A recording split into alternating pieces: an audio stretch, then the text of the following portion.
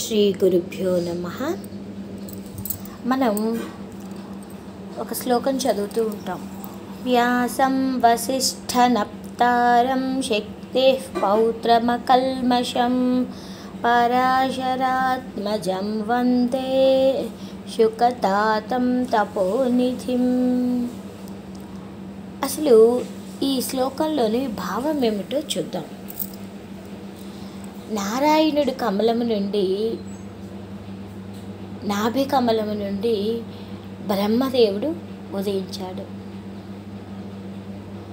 ఆ ఉదయించిన తోటనే వేదములను ప్రసరింపచేయటానికి అపాంతరముడు అనే మానసపుత్రుడిని సృష్టించాడు. మానసపుత్రుడు అంటే మనసుతోటే పుత్రుడిని సృష్టించాడు.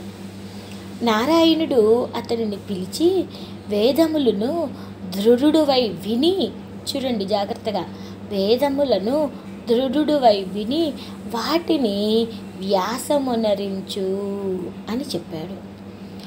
అపాంతరముడు వేదములని యొక్క భేదాలు అన్నింటినీ వర్ణించారు. అతనికి వేదవ్యాస అని పిలిచాడు బ్రహ్మ. అంతేకాకుండా బ్రహ్మ అతనితో నీవు నాకు పుత్రుడవయ్యి ఆహ్లాదమునరించుము, అదే రీతిగా ప్రతి మన్వంతరములోనూ కూడా ఇలానే చేయుము అని ఆజ్ఞాపించాడు. అంతేకాకుండా నీవు ఈ రాబోయే కాలంలో వశిష్ఠ పౌత్రుడు పరాశరుడు అను వానిగా పుత్రుడుగా జన్మించు అని చెప్పారు. అందుకనే చూడండి, మళ్ళీ ఒక్కసారి ఆ శ్లోకాన్ని చూస్తే మళ్ళీ మనకు అర్థమవుతుంది. వ్యాసం వసిష్ఠనప్తారం శక్తేః పౌత్రమకల్మషం పరాశరాత్మజం వందే శుకతాతం తపోనిధిం.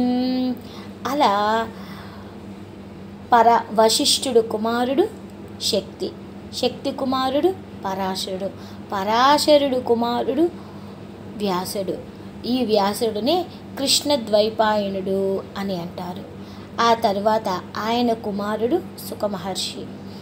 పరాశరులు తీర్థయాత్రలు చేస్తూ యమునా నదికి వెళితే అక్కడ సత్యవతి దాసరాజు కుమార్తెను చూచి మోహితుడయ్యాడు. ఆమె ఒక నావను నడిపించుకునే ఒక కన్య. ఆమెకు తన ప్రభావముతోటి ఆమె కన్యత్వం చెడకుండా పుత్రుడు పుట్టేటట్లుగా చేశాడు. అలా సత్యవతికి జన్మించిన వాడే కృష్ణద్వైపాయనుడు, వారే వేదవ్యాసుడు.